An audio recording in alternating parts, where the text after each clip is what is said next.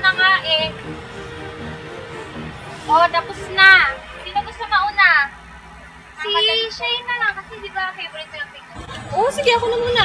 Pero Leslie, pwede mo akong videohan muna ako habang i-video ka. Sure. Yes. Okay. Galingan mo, girl. Ah. Ito na. Uy, hello. Uy, wait lang, wait lang.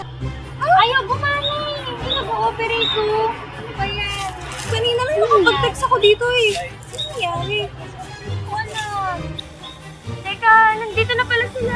Jacob saka Joshua. Tanong natin sa kanila kung anong nangyayari. Jacob, Joshua! Tingnan nyo nga tong cellphone ni Shane. Di kasi nag-on eh. Oo eh, baka sira na. Let me take a good look at it. Ay, what? Ayos pa to. Baka masyado lang nainitan, pero bubukas pa to. Alam nyo kasi classmates, lalo na this summer, dapat alam niyo yung mga safety tips para hindi masira agad yung mga gadgets nyo. Gaya nito.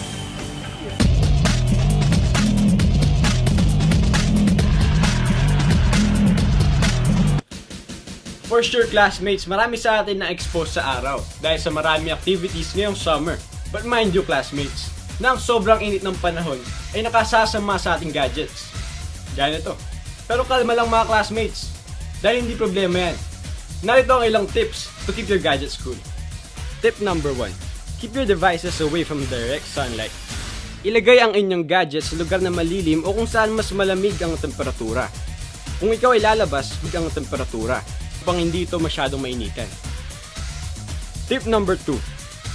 Take your gadgets out of the case. Tanggalin mula sa case ang gadget dahil nag-retain ito ng init na nakakasama sa inyong gadget. Tip number 3. Turn off extra background features. Mas makabubuting patay ng Bluetooth, Wi-Fi, at location services lalo na kung di ito ginagamit dahil nagdudulot ito ng karagdagang init sa inyong gadget. Tip number 4. As much as possible, don't play games or use your devices for directions. Ang paglalaro sa phone at paggamit no for navigation ay gumagamit ng processor power na nakakapagpainit sa phone. Mainam na huwag gumamit ng applications ng sabay-sabay. Tip number 5. Don't leave your electronics in a car. Kahit na hindi ito nakabilad sa araw, ang init na mula sa sasakyan ay mabilis na magpainit ng gadgets. Tip number 6. Turn your gadgets off entirely. Kapag napansin mo nagsisimula ng uminit ang iyong gadget, patayin na lamang ito upang maiwasan ng overheating. Sundin lang ang mga tips na to classmates at siguradong magsusurvive yung mga gadgets nyo this summer. Kung nais nating panatilihing maayos ang ating gadgets, nangangailangan lang ito ng tamang paraan ng pangangalaga at pag-iingat. Sige yan lang mga classmates, basta nagpapadali at nagpapabilis, take muna yan.